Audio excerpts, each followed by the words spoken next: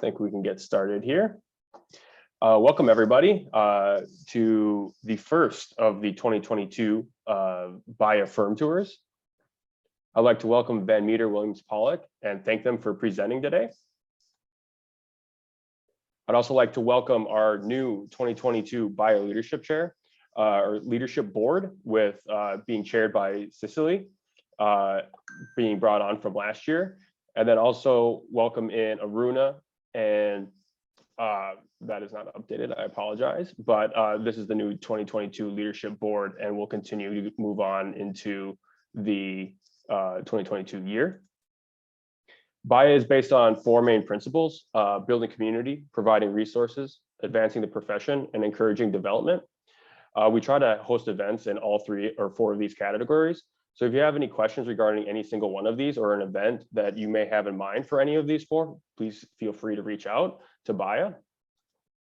And you can reach out to BAYA through our Gmail account at baya.officers@gmail.com.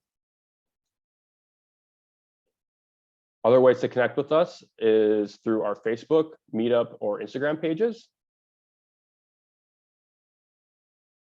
And our upcoming events, we have a February firm tour with Hayes Group on the 24th. I'd also like to thank Sloan and Therese over there for sponsoring our holiday happy hour and sponsoring our 2022 events.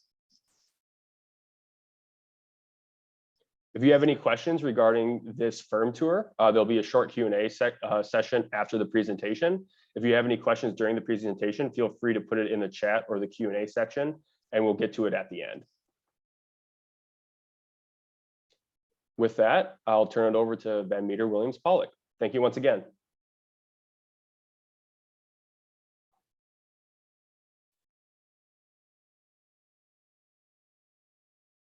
Hi, welcome. I'm Karen Murray, partner at Meter Williams Pollack. Thank you all for coming to join. I am an architect and urban designer, and we'll all introduce ourselves now. Priti, can. Yeah, thanks, Karen. Hi, I'm Preeti Srinivasan. I'm an architectural and urban designer at Meter Williams Pollack, and I'm going to popcorn it over to Elaine. Hi everyone, my name is Elaine Wong. I'm an architect project manager at Meter Williams Pollack. Been here for about 3.5 years. It's been a lot of fun. I'll popcorn it over to Lily. Hi all, I'm Lily Wellington. I'm an associate and architect at VMWP, and I've been with the firm since 2015. Yeah, I think so. I'm going to popcorn it over to Camille. Hello, everyone. I'm Camille Lowe, an architect with the firm. I went to school with Lily and eventually ended up here a couple years ago. And I mostly fulfill like job captain level roles on our projects. I'm going to pass it off to Daniel. Hi, my name is Daniel Arzada, and actually I just started with VMWP not so long ago. This is my 4th month. I'm very happy to be here, and I'll pop it over to someone who is new too, Sarah May. Hi, I am the newest, but maybe only since November. I'm a project architect, worked a lot of places, and really excited to join Meter Williams Pollack. How about Deepri? Hi, I'm Deepri, and I am a job captain at VMWP, and I also recently started just about 3 months ago. And I'm gonna popcorn it over to Jamila. Hi, I'm Jamila. I'm a designer urban planner, and I've been with VMWP for a year, starting February 1st. And next is Steven, my friend Steven. Saving the best for last. Hi, my name is Steven Ellis. I'm an architect at VMWP. I started about 9 months ago. It's been some of the best 9 months of my life. So thank you for the team. Thanks, Steven. I think that's all of us, so we can start our presentation now. So we'll get there, and as we just wanted to, again, thank everyone for coming. Wish we could be doing this in the office. It would be a lot more fun. But just to introduce ourselves, Van Meter Williams Pollack, we are an architecture and urban design firm. We've been around for a little over 30 years here in San Francisco. We have offices in Denver and Minneapolis as well. And I'll tell you a little bit more about us.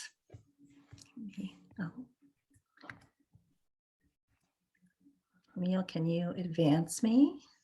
Thank you. So our architecture work focuses very much on affordable housing. That's been a focus of our firm since the beginning. We also do focus on infill development. We don't go out and build in greenfield sites, for example. We like to build in city centers and in underused sites. We do a lot of building up the parking lots or dead retail spaces. So that's, we can talk about some of those later. We do mixed use development.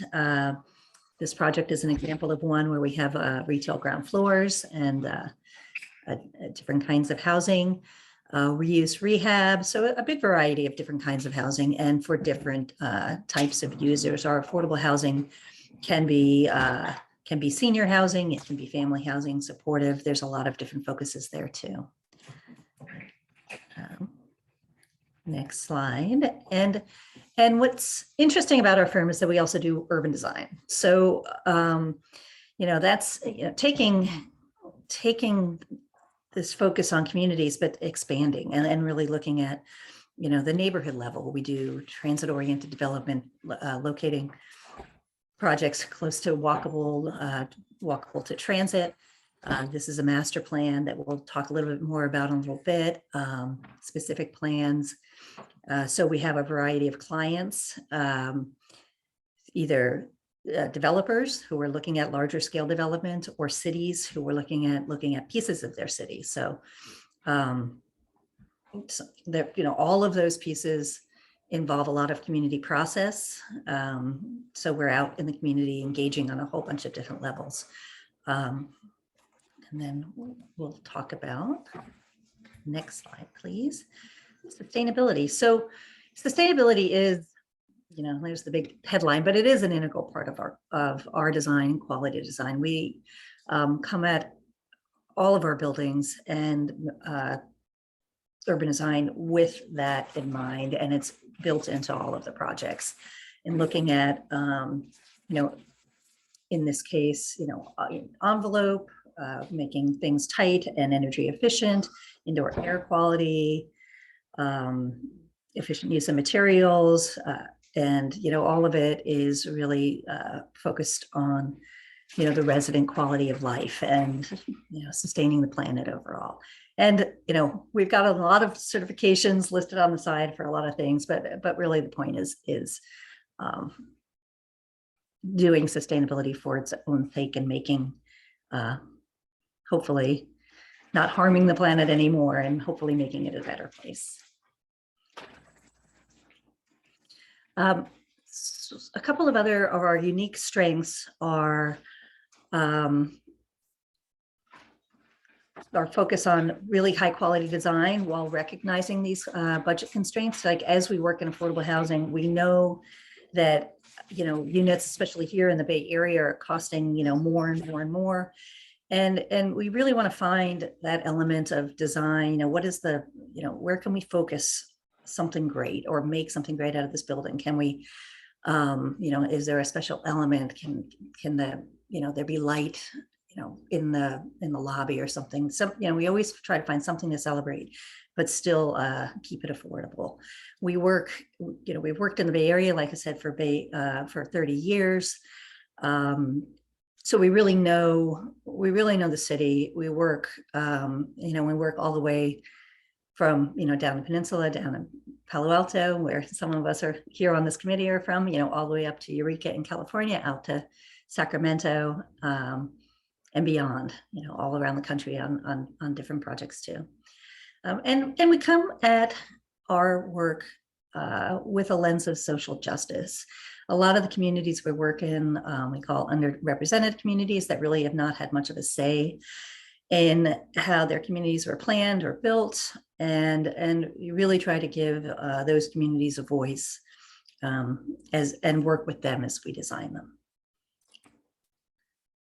This was a slide we made for a recent proposal, and I just thought it was a good representation of how we approach design.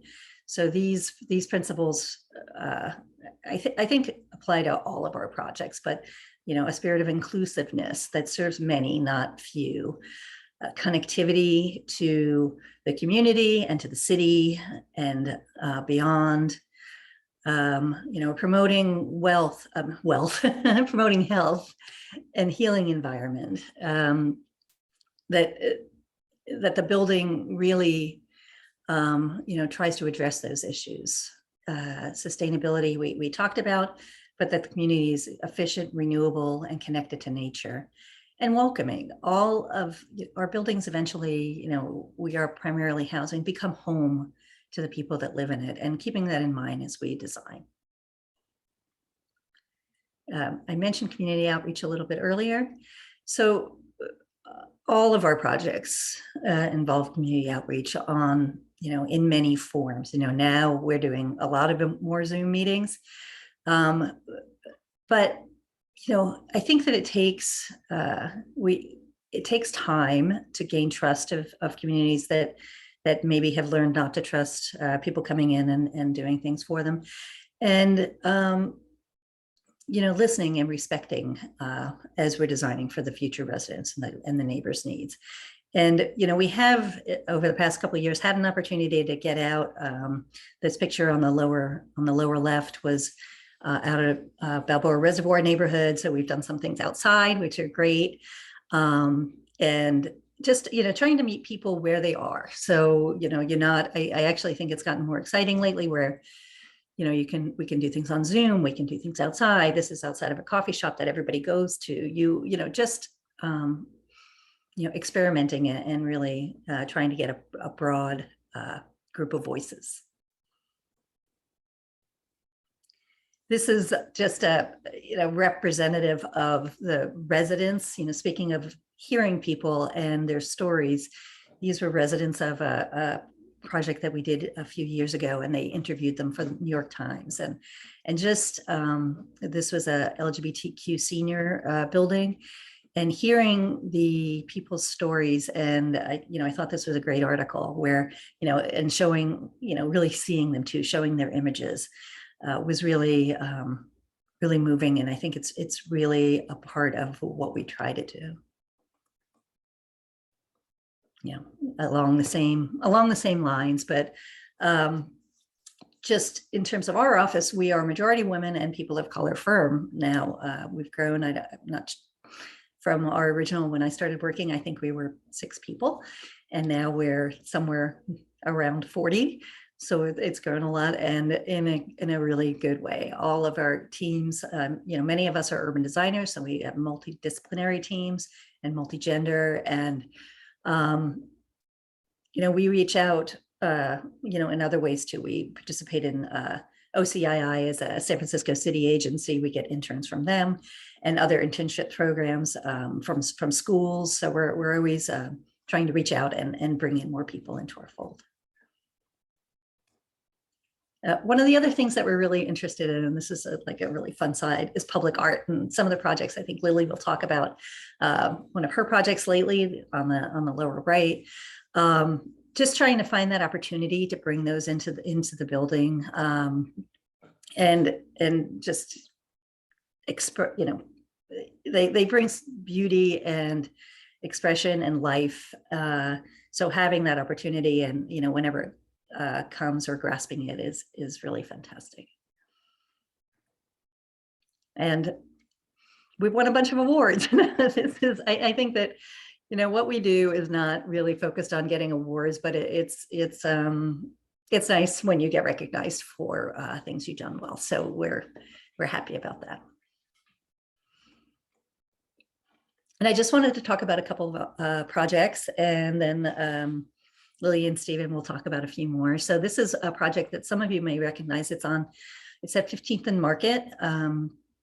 It's a mixed use 88 unit building. The ground floor is retail facing Market Street. It's got a very pronounced corner that we worked really hard to figure out the material and the angle and everything. And it's also got this really unique unit design where we were trying to maximize the units in there and develop this embedded bedroom module, and wound up building a mock-up of that for the client. And we built that in an old empty retail space that they had. And, we had, it included lighting. It had, completely built out unit, just about like what you see in the upper left corner there.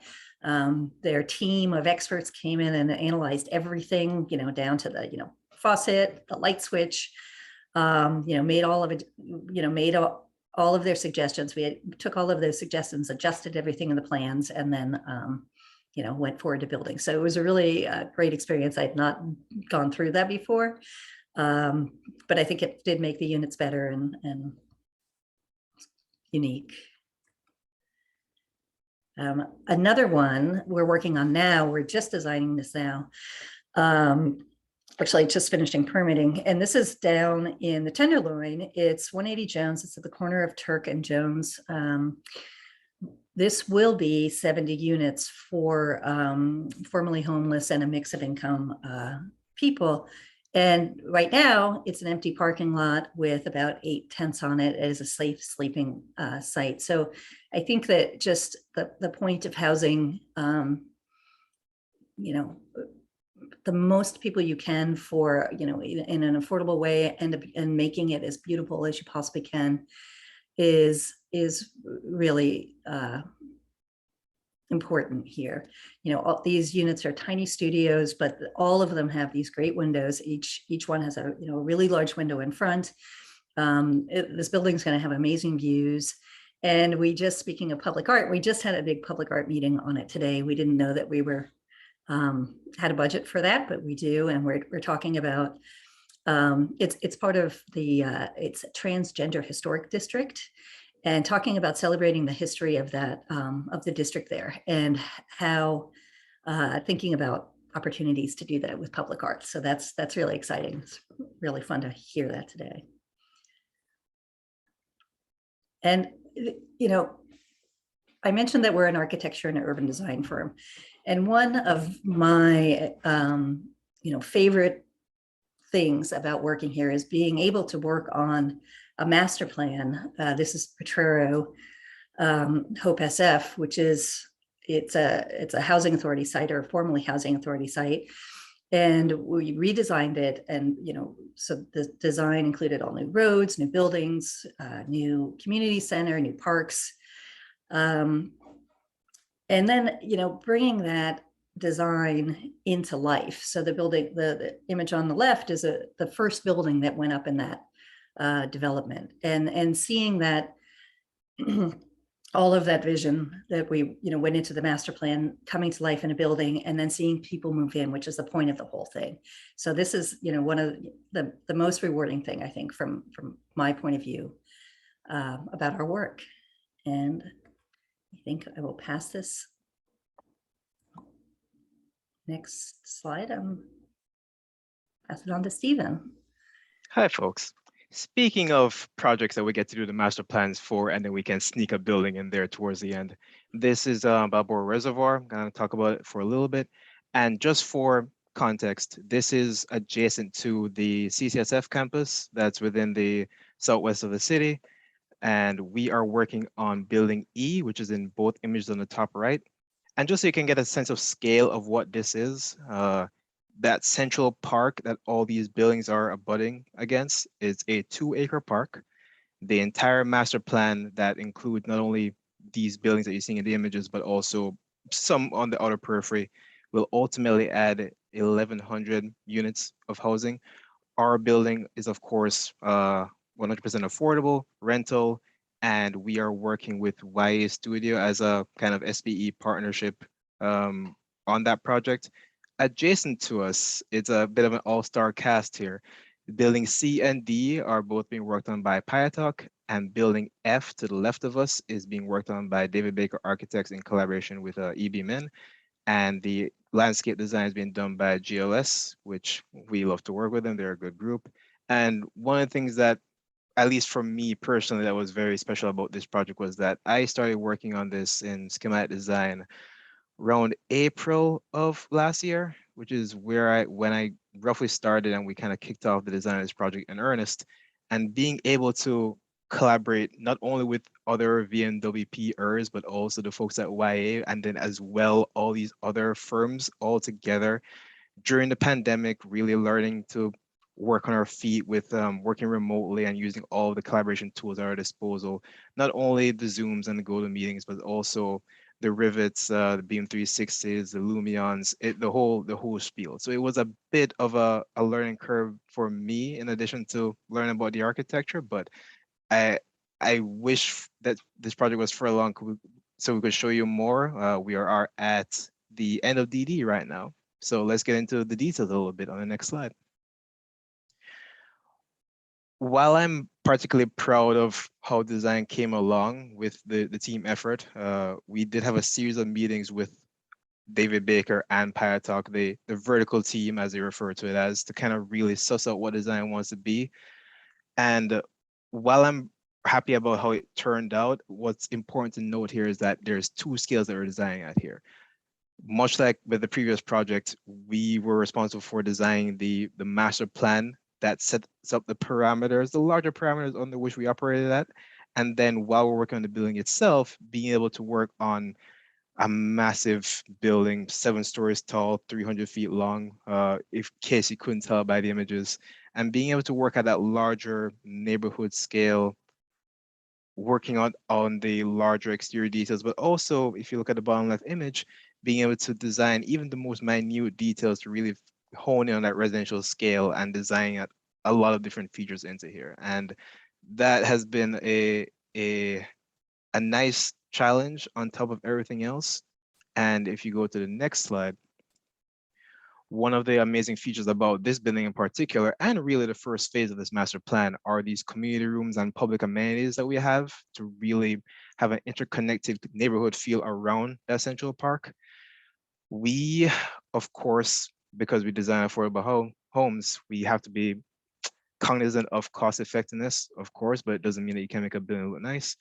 We did have the opportunity here to make this part of the project particularly special, this being the community room that's meant to be a site-wide and really a neighborhood-wide amenity, where we get to flex a little bit of our design muscles for the exterior part of it, and having that be a central feature of the ground floor. And a lot of the projects that we work on, of course, focuses on dense housing. But one of the things that I've come to admire about the firm, and really one of the reasons that I came on, was that you get to work on residential projects, you get to work on units and all the rooms that support those things. But the projects that we work on, because of the value they have to the neighborhood, they do have other non-residential but residential adjacent functions that really adds to the variety of the work and the design scope that we get to do, which is pretty exciting. On the next page, which is going to be the last one, I think, for this project, here we want to show again how we're working at different scales, the scale of the ground floor, the pedestrian experience, but also the overall feel of the building.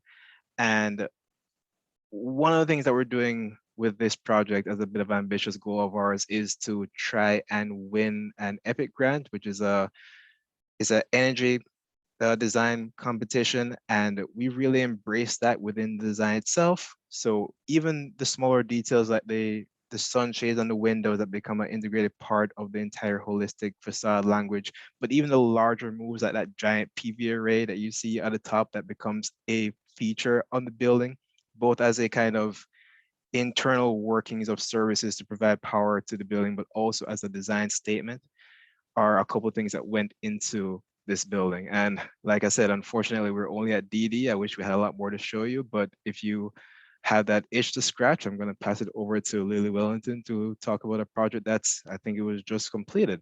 Lily? Very nearly completed. It's so close. It's so close to being done. Anyways, so yeah, this is Luna Vista. It's right in downtown Mountain View. It is 71 units of low income and supportive housing, studio units. And it's residents were actually able to move in shortly before the holidays this fall, pre-winter, and it is almost complete, but we were able to get a couple photos in here and actually do a quick tour and a gap and COVID stuff. So I said it was low income and supportive housing. The population that's being served in this project is adults with developmental disabilities. And we're actually able to do something really, really cool. We connect with the community and integrate their art into the building, which is that image in the lower right. Also, this project is targeted to be LEED Gold, but we maybe try to go for platinum. We may have some extra points. We're not sure, but we're definitely LEED Gold. So we'll get that, but it isn't certified yet. All right, next slide. So one of the things that was critical in this project was as supportive housing and low-income housing, we wanted to make sure we were able to create spaces that could help build community at the smallest scale. It's within the building with the residents who are each other's neighbors and really give them the chance to get to know each other. So we created a number of different spaces to really highlight that. Apologies, some of these photos are from construction because like I said, it's almost done and these were a little while ago, but just wanted to highlight the lobby space, which is those center 2 images. We created a really cozy, cool kind of lobby space. It was important to make it a really nice space to be in. It has windows at both ends, the north and south entries. And this provides the residents who don't have cars a safe place to wait for their rides, since a number of the supported population will not be driving and will not have vehicles. So they'll be waiting for their rides, can pick them up.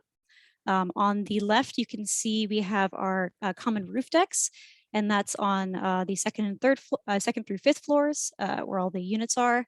And that connects to the corridor lounges, which we can see at the bottom right, and then the exterior view of that whole storefront system that's facing that. It faces on El Camino Real, the main street. And I'm going to get into the next slide. The art, we're able to set it so that the artwork was basically projected into that space, like you can see in the lower right, like stained glass. And really try to connect that space. And so those are at each floor, and we're just creating these little informal, casual spaces where residents can hang out and get to know each other, while also providing necessary privacy to each unit that may be nearby. And next slide, which we spent most time on. All right, so this is the thing I've been most excited about in this project, is the art. So like I mentioned, it's supportive housing for adults with developmental disabilities. And we were able to partner with the Morgan Center, which is in the Mountain View area. And they were able to work with them and their students who do their art classes and work with them to create some artwork pieces, a lot of artwork pieces. In fact, so many we weren't even able to use all of them on the exterior of the building. We're hoping to use them on the interior in a couple places. But we worked with the Morgan Center. They created all this amazing art for us. And then we worked with a talented photographer, Ken Gutmaker, who you see his process in that center bottom image, where he carefully took each photo, made sure the color representation was exactly right. And then we basically worked with a manufacturer called Freeform, where we sandwiched a film printout of that artwork between 2 pieces of glass to create that stained glass effect. And that's on the lobby and the above lounges at each corridor on the south side of the building. So that casts in, again, that stained glass look we were going for to really celebrate that art. And then also on the north lobby as well. So that's really, this art is everywhere you go in the building, because it's right next to the elevator, it's next to the main stair, it's in both sides of the lobby. It's a really integral part of the project, and we really wanted to tie in the community and really make it central to the part of this project. So that was something that we really put a lot of effort into. And I don't believe I have anything else on this, but it was a really rewarding project to work on, gotta say. I also just wanted to talk a little bit about just our office, our ethos, and benefits, and what it's like working in the office. And you'll have a chance to ask questions in a bit. But I think one of the things that's really important to us is that we're mission-driven, community-oriented design. Every we've talked about our projects, our clients. We really they're really important to us and why we do what we do. We're a small-ish office. We're in San Francisco, where Lily probably knows the exact number, but a little bit somewhere around 25 to 30. Closer to 30 now. Yeah. Okay. Yeah. And we have signed on to the AIA 2030 commitment, committing ourselves to a high level of sustainability in all of our projects, and striving to reach that, and documenting it so that we can track our progress over the years. We have an open, diverse work environment. You'll see a little bit of that in a little bit. And there are these learning opportunities, as Stephen was kind of talking about, and for all, just in working with architecture and urban design. And you do work at, you have the different scales, you have a larger team at urban design, and I think that, that keeps it really interesting for me and others, as well. Equal opportunity employer, of course. So also I wanted to talk about some of the benefits in our office, and just general benefits. One, we do have flexible hours. Some people like to come in really early, get there about 7, and leave earlier, if they have commitments. Some people come in later. I'm in the later realm. So we allow that, and it's not, at this point, we're not all coming in, we're all remote, but when that comes back. We do pay for licensing and renewal, renewals. We pay those fees for all of our architects in the office. We also have a reimbursement for professional educational expenses. So that could be study, take your study materials for exams, or going to a conference and you get a day off along with that. So there's $1,000 to spend as you wish every year on those opportunities. We cover medical and dental insurance.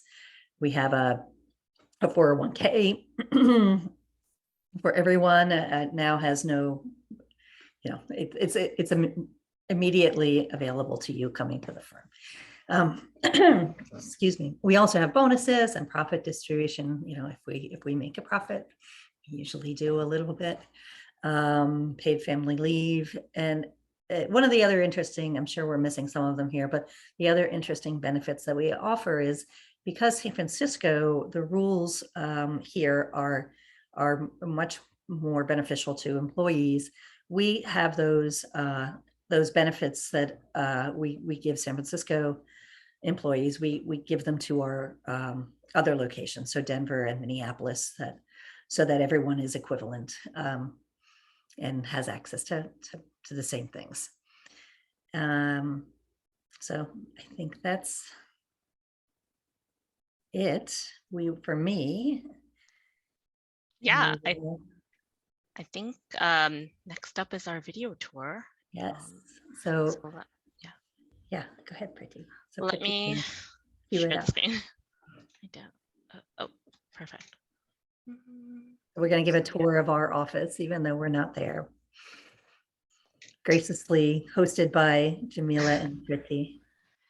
Yeah, we've, as Karen mentioned, we've been remote recently. We've been doing this for the month of Jan, like after the holidays, just as a precautionary measure. So there's no one in the office, but we really wanted to let all of you know what our office is like and kind of take you on a little video tour. And so you probably might want to adjust the volume on your devices just for some bits of this. I feel like the volume is a little low, but I leave that up to you. And I'm going to hit play now, so enjoy. Hi. Hi, welcome BAYA. This is the VMWP office. This is our entrance, and we're ready to welcome you in our virtual tour. Ready? Yeah, let's take a look. And Preeti, want to introduce yourself? Oh yeah, of course. Sorry about that.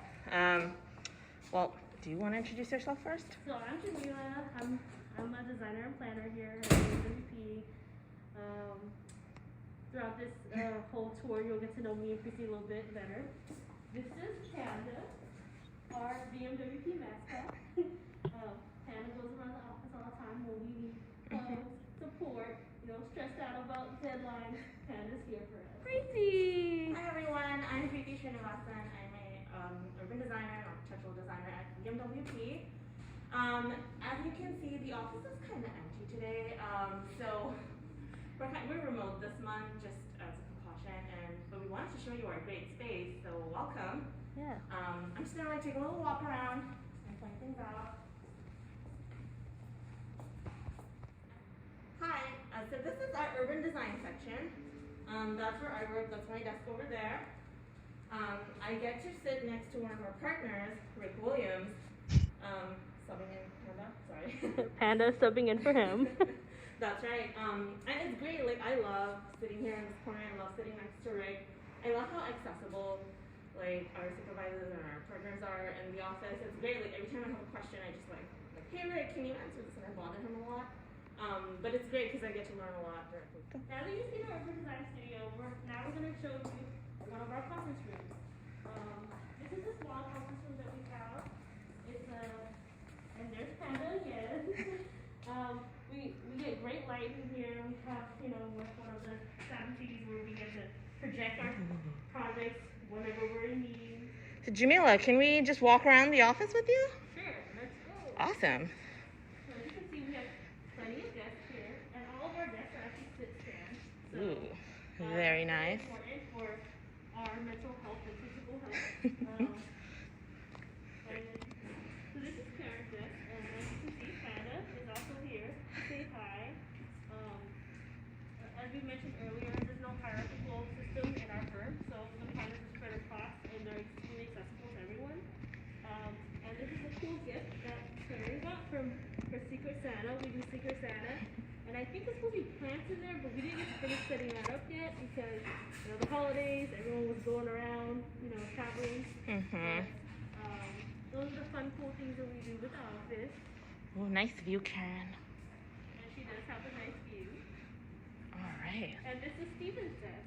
And they both work on Balboa together, so it makes it easy for them to cross each other and talk to each other about design issues and move along. And now, continuing on, we get to see my desk. Ooh. So currently, I am not working in the office, so you do not see my computer setup. But normally, I have all this set up with my Surface, and I have everything here. So Jamila's desk is her desktop is basically command central. Like she has 100 monitors at all times. Yeah, I like to have a lot of monitors. At my house, I also have 4 monitors as well. So I'm so used to it. I don't know. Wait, so Jamila, you joined VMWP during the pandemic. What's that been like? It has been very interesting because when I joined, we were 100% remote. So I came to pick up my laptop, and I met Drake and Fred, and those were the only people that I met. And it wasn't until end of August that we came back once or twice a week, and I got to meet everyone else. But it's been a great experience. We haven't had any issues with technology, and VMWP has offered me everything I needed to get what I need to get done. So I really appreciate that. And then when I came back, they gave me all the monitors I needed, so as I had at home. So I appreciate that. Awesome. Shall we go? So this is towards the end of our office right here, and this is where another partner sits. Fred. Ooh. So right now Panda's taking his spot. And as you can see, we have really cool models here that Fred and Lily worked with the intern on 3D printing. Nice. And then we also have the sample of art glass from one of our projects. Ooh. And lots of drawings, Can't be an architecture firm without drawings. So welcome to our common space. This is our lunch table, and as you can see, there are some goodies here, and every morning there's usually something. So let's just take like a quick look at what's here today. Ooh, I see chocolates. This is not for show. If this is a typical VMWP day. I mean, right now no one's really eating it because no one's in the office. But well, we're here today. So, so what is your favorite thing about this space? Because I mean, right now we have drawings and you know, we have this extra monitor. What is that used for? What do we do here? So the reason this is here is because this space is where we have our Monday morning stand-up meetings when we come in to work in person. And what I love about that is it's like all 20 or 25 of us like kind of standing around in a circle over here. It's a pretty big circle for Monday meetings, and it's been one of my favorite things like to kick off the week. Like I really like knowing like what's going on with other projects in the office and like what's in the pipeline and how everyone's doing. So it's like kind of a great little check-in that we do every week, and it's very inclusive. Like I felt like I was part of this from like day one, so it's been really good. Okay, take it away. So now we are entering our office supply station. Ooh. So we have our picture, and we haven't organized some stuff yet because you know we haven't been in the office. But we have our typical, you know, just Post-it, a lot of pens and pencils. I love that they're all. I'm not sure if we still need them anymore. I love that that's all sorted out by color. And as you can see, as Karen mentioned, we've won a lot of awards, and here's some of the awards we have posted up. Not that that's what measures whether you're a great firm or not, but it's nice to be recognized for the great work that we produce. So this is our large conference room.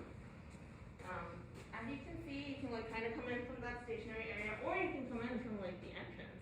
Yep. Also, this is where sometimes we have our interviews, because I had mine right here.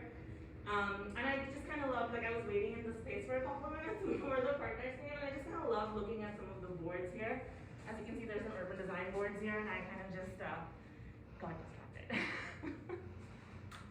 We're just hanging out, taking a little break from work. Sometimes we have deadlines. You can tell I'm not doing it. Clearly, we did not play table tennis pros to make this video. So you see most of our office, but that's not all that we have here in the office. Now we can show you the courtyard where most of us like to go and have lunch. So we'll go around now.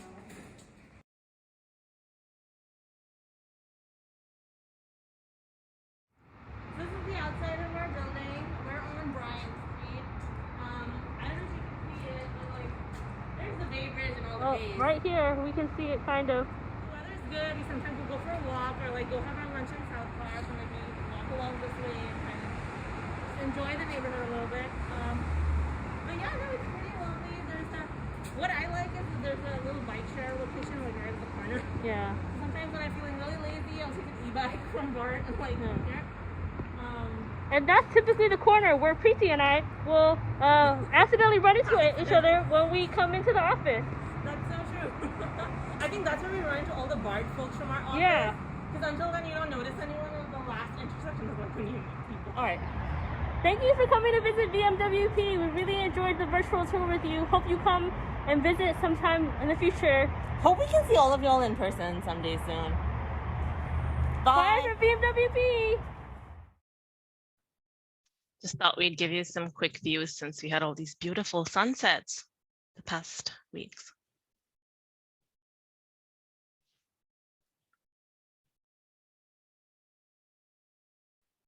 I do miss my view out that window. All right. Do I stop sharing? Sorry, let me do that. Okay. Great. Well, thank you guys for that video tour. And yeah, and I guess so now we'll answer some questions. How will we? Yeah, we can jump right into the Q&A session, and we have a bunch of questions lined up. Thank you, VMWP, once again for hosting this tour. It was fantastic, and thank you for that video tour. It was very interesting. For the first question here, what avenue do most clients use to find your firm's work? Like that. I think a lot of our work is with repeat clients we've been working with from the, from the beginning of the firm. So we have many projects with repeat clients. So that's one. Ways other people have come to find us, or we've started working with different firms.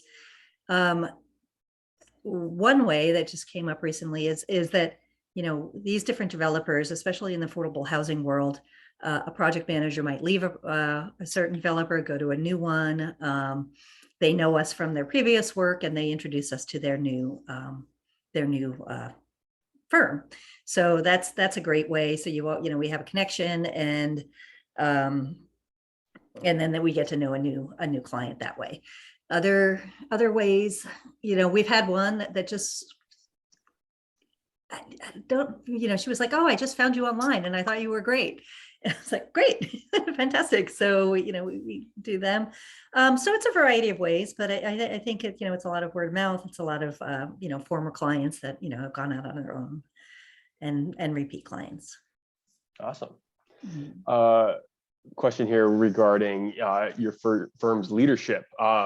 Looking at that little tidbit that you did, Karen, on your firm and how the whole, your benefits package and all of that stuff. Your firm is very diverse, and is that replicated in your upper echelon diverse, or your leadership? Is your leadership also diverse, or how is your whole firm run? Is it very vertically or horizontally oriented? I feel like operationally it's horizontal, right? But we do have right now, well, there were 3 founding partners, and they were not diverse. They're 3 white guys. They acknowledge that. I was the first, partner that they brought in after to start to make this transition. And then this past year, we've, so we're gradually adding to, we added another woman as a partner, in our Minneapolis office, and we're expanding our associate and associate principals.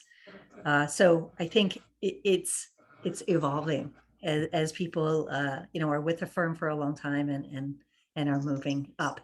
And one of our original founders retired this year. So yeah, we're gradually, diversifying more. Yeah. And I just want to add that, like, our leadership, like, can become more diverse, but our partners are very supportive of, like, diversity. Like, they definitely support, like, NOMA and SF NOMA, and I came on and I'm very integral into NOMA, and they've been very supportive of the work that I do and other employees, the other work that we do that's within the communities. So it's not just about, like, the leadership. Of course, you want the leadership to reflect diversity, but, like, the fact that they support those things and allow us to do those things, it's really important. Awesome. Are any of your projects well AP'd certified? I can take this one. Not yet, but I was encouraged by our retiring partner to look into it for a project we're working right now. It's the senior housing project, because it isn't aligned. It seems like a really good program is aligned with LEED and all the sustainability stuff, and we're always trying to, like, I'm new, but they were like, we really want to figure out what's the next new thing that makes a difference around here, and if we don't know it, what resources do you need to figure it out? And so if whoever asked this is interested in doing well projects, we could use some expertise. But otherwise I'll be figuring it out for a senior housing project in San Francisco. We do also have a couple of folks that are passive house certified, just as another thing we're working on. Fantastic. There's a lot of things we have done. Yeah, it's kind of surprised. But excellent. Well, we do have quite a few questions regarding the Luna Vista project. Mostly there's one here regarding the rain screen and what manufacturer product that is. And, if there's any sort of construction expertise or insight on how that project worked. And also looking at, with that Luna Vista project, do you work with a lot of art curators typically with these types of projects? So at least in my experience with projects, to answer the art more general one quickly, and then I'll get to the specific Luna Vista stuff. My experience is the art we've done, art collaborations we've done, we try to do directly with the artists themselves. The way we engage the artists, I think, varies project to project. Karen, please feel free to correct me. It can kind of vary. In the case of Luna Vista specifically, we knew we were going to be doing a project with developmentally disabled adults, and it was really a core part of our design in making sure it was a good place to be and something that would really connect the community and the residents living there. And so we had a discussion with the client and everyone loved the idea. So we reached out, the client actually reached out to Morgan Center and started that relationship. But then we worked directly with Morgan Center as they worked with their artists to create the various art pieces. There were, I think, maybe a dozen artists who collaborate on those art pieces. They're all different styles and different things, that just different created elements that we tried to spread throughout the building. To answer the question about the art panels themselves, they are by 3form. They are glass, not acrylic. We started with acrylic and it did not do the stained glass thing. I have many photos of us testing and we went through so much redesign of how those panels were fabricated to make it work, but they're glass panels by 3form. And they were actually suspended by a fin system on the outside of what was installed like storefront, but was technically curtain wall system on the exterior of the building. So it wasn't really a rain screen because it was a effectively storefront system by a curtain wall manufacturer. And then the art glass panels were suspended off the face of it in a horizontal application to cast that light through. The other question about the building types for Luna Vista, or building construction type, it was 1 level of type 1 concrete and then 4 levels of type 3 above that. I think I got all of those. Yeah, supportive housing project. Karen, maybe you can answer the Tenderloin project, Winnie Jones, but for Luna Vista, our client in this project was Alta Housing. They've done a lot of supportive housing in the past, and they had a good idea themselves, the program that would be needed to support that population. So there's a lot of resident services offices, and there's really attention to making sure that there's eyes on those communal spaces that can really connect the residents to the services they need. And I can answer for the Tenderloin project. TNDC is the developer there, and they've done a lot of work in the Tenderloin and really know the neighborhood well. And so they have a 24-hour desk. That monitors the comings and goings in the building. They also have a resident services coordinator that connects residents with needed services, and they have an on-site live-in manager, so building manager that is there also all the time. Excellent. Thank you for that. Switching gears here a little bit, going back to how your firm actually runs. What are qualities you look for entry-level applicants? And typically, for those of the attendees that are in here that are also students, I was just thought I would add in, is there something specific that you look for in terms of applicants that have maybe little to no work experience? I think that we really like talking to the applicants, right? And just finding out what they're about and what they're interested in. We do look at people's portfolio and talk about their work and see what gets them excited. We mentioned that we're mission driven. We do care about communities and the communities that we work in. And so, that's important to us and the people that work with us too, right? So that we're aligned in what we're going for. So that, I think that applies to all hires, not just new out of school hires, just across the board. Mm-hmm. You like to make a face-to-face connection. Mm-hmm. Yeah, I can also add a little bit. I was actually the first intern the firm ever took. And they keep hiring interns, so I guess it went okay. But I'm also being engaged in a bit of the internship program we've done, or programs we've done.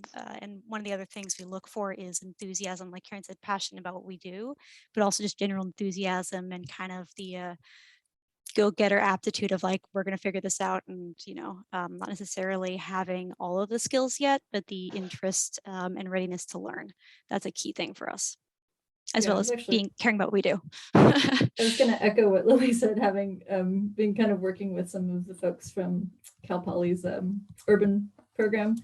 And, we usually take one person every year, and just to be able to be open to take feedback, to really, have, an energy and a desire to be open and to learn is just really appreciated, because there's so much. You never stop learning or growing as an architect, and there's so much to know.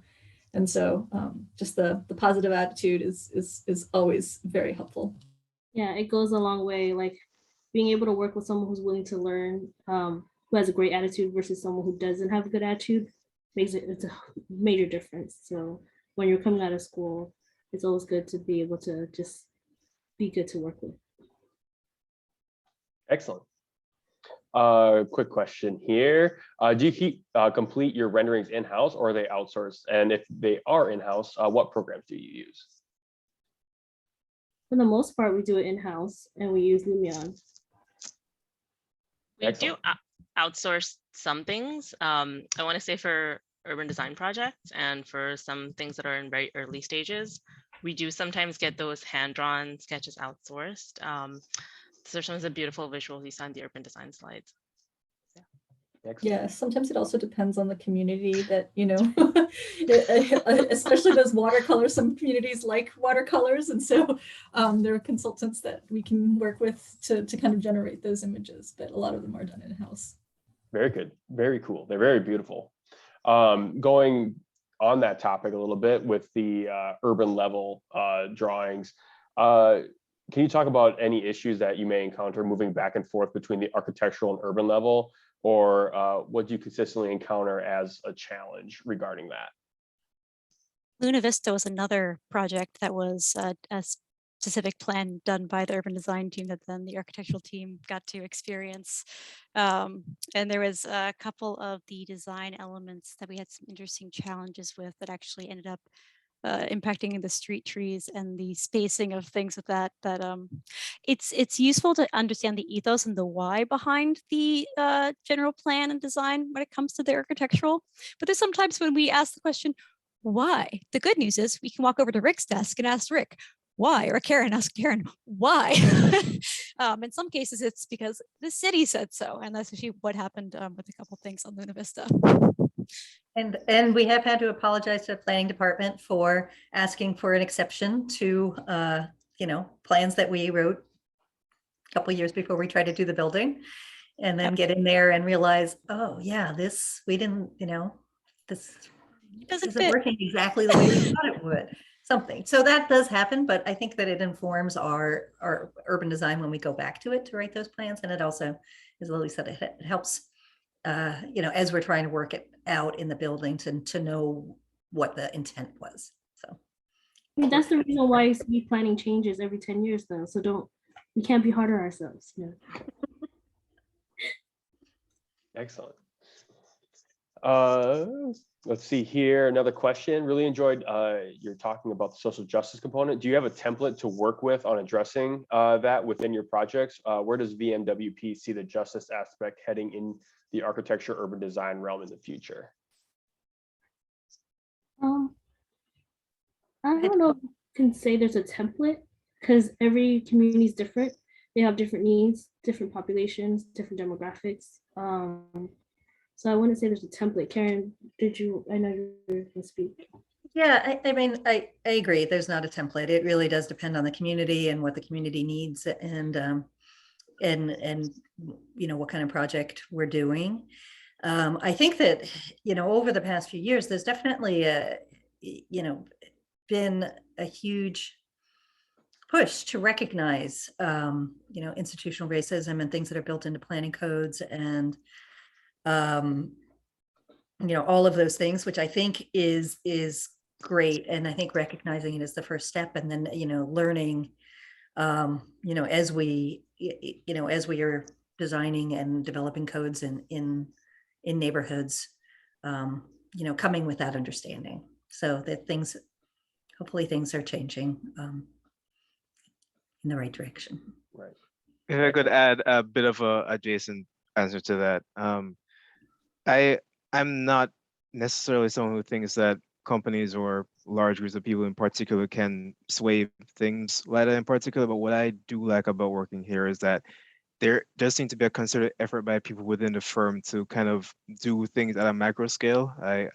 Having talked to Karen before I started working here, I was encouraged by the different people who take on stewardship in different roles, and even the things that I like to do as extracurriculars, pro bono stuff, etc.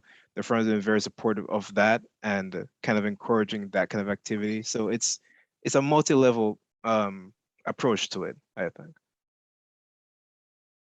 Could I maybe just add a little filter on that, because I came to Van Meter Williams Pollack from an advocacy perspective, and so I've been kind of steeply involved in a lot of civic efforts around long-range planning, so comprehensive plans for cities, housing elements, et cetera, which everyone's going through at the moment in the state of California.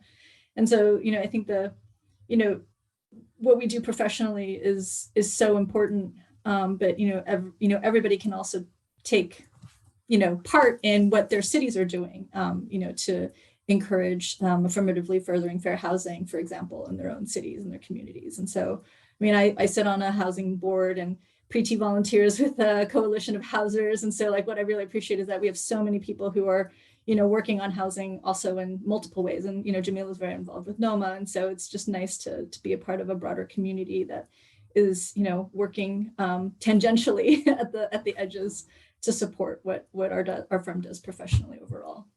Yeah, and one of the cool things is Karen included me on the Sunnydale Project, and I'm from the Bayview, so I'm right adjacent to the neighborhood. So it was really nice to be able to work on a project that's right in my backyard. So it's nice to come from that same community and be able to speak to the members. So it's pretty cool to be involved in that process. Excellent. Looks like we have 2, maybe 3 last questions here. Quickly here, how often does your firm participate in design competitions to win work, or do you do that at all?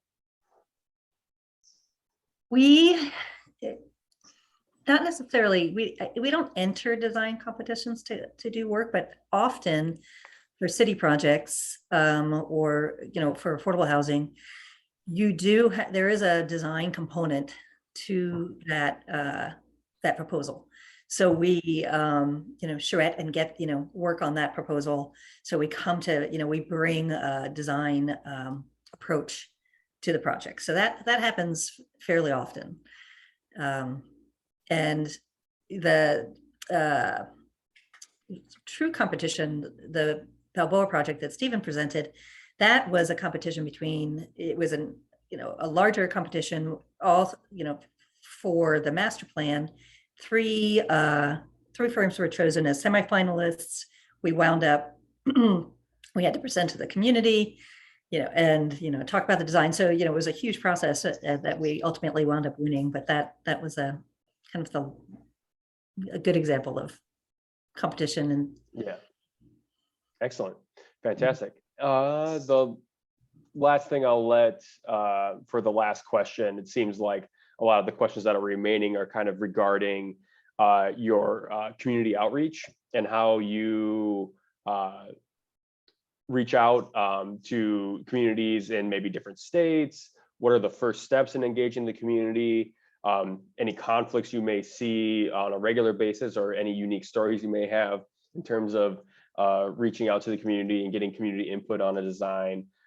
If you wouldn't mind just diving into that a little bit more, that would be fantastic. Sure. Just in terms of engagement, like we were saying, it really depends on where the community is starting from. The Sunnydale project that Jamila mentioned, we did the master plan for that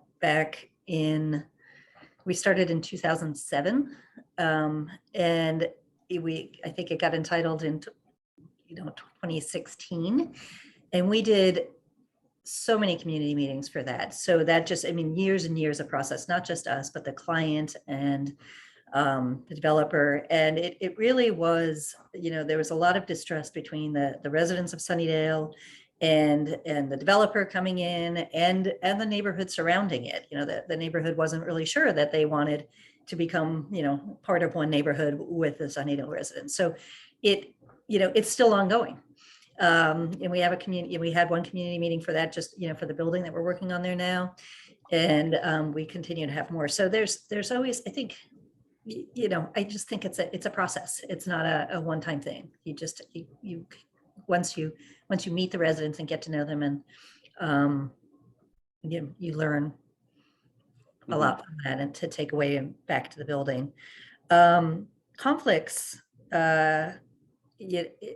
I recently worked on zoning for the city of Berkeley, and that for the BART stations. And, you know, there was a lot of conflict there with some of the neighbors who were, you know, wanted to maintain their beautiful low density bungalow neighborhood, and, you know, talking about what happens when you bring in, you know, you have this big empty parking lot.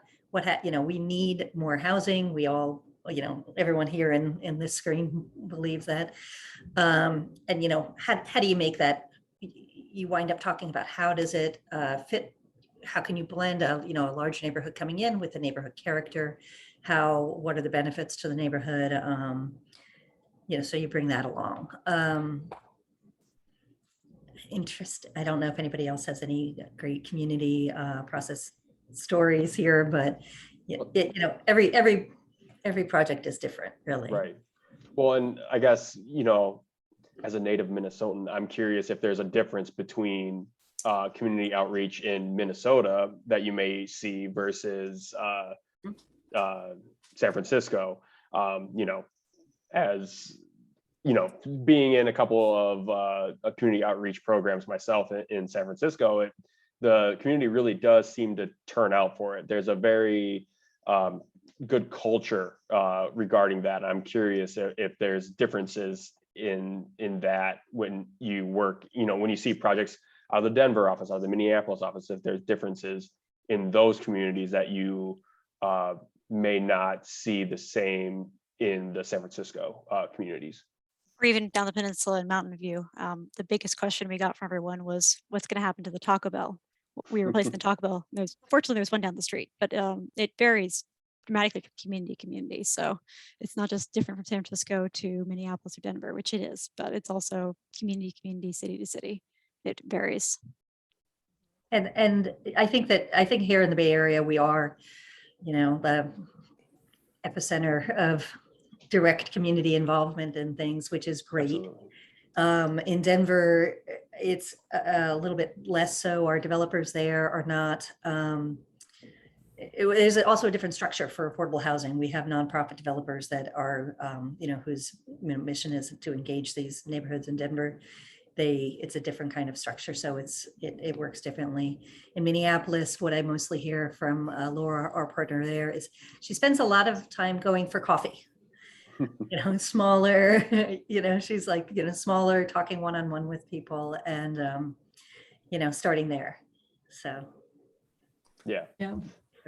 And I think, you know, just to kind of echo a little bit what Lily was saying is, you know, on the peninsula there's all kinds of flavors, and I've been working in a particularly challenging community, but we did get a number of and I think this is where I think, again, the tangential interactions and collaborations with other organizations is really helpful, because the more you can bring to bear folks who don't often participate in these meetings, these sessions, because it's really tough to make it.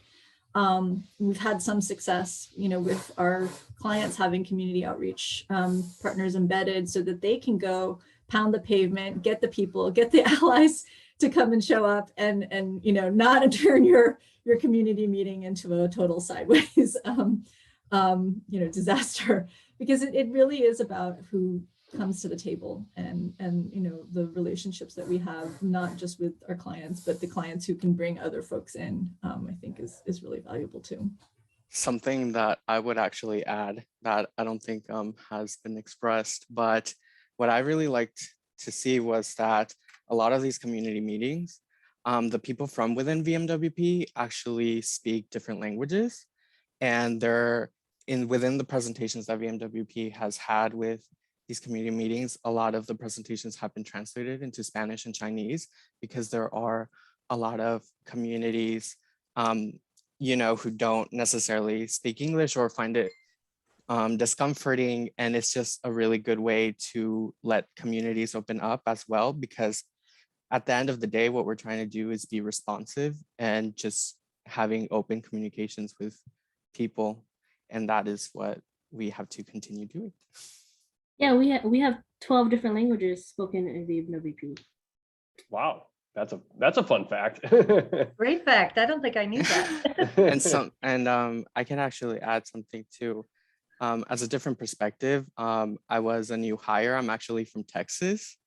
So the way that I ended up at VMWP was actually just through being connected and being networked and being helped out by Black and Brown people.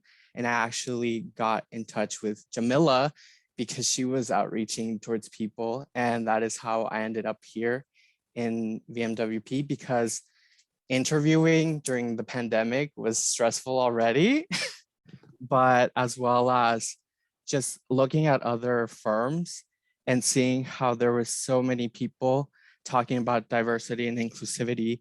But then when you would go in and look at the people, right?